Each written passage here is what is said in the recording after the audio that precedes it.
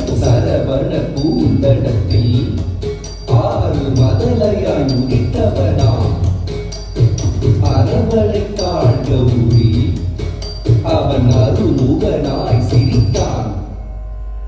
சரவண பூந்தடத்தில் ஆறு மதலையாய் உதித்தவனா சரவண பூந்தடத்தில் ஆறு மதலையாய் உதித்தவனா அரவணை காண்கூறி அவன் அருமுகனாய் சிரித்தான். அரவணை காண்கூறி அவன் அருமுகனாய் சிரித்தான். சரவண பூந்தடத்தில் ஆறு மதலையாய் உதித்தவனா அரவணை காண்கூறி அவன் அருமுகனாய் சிரித்தான்.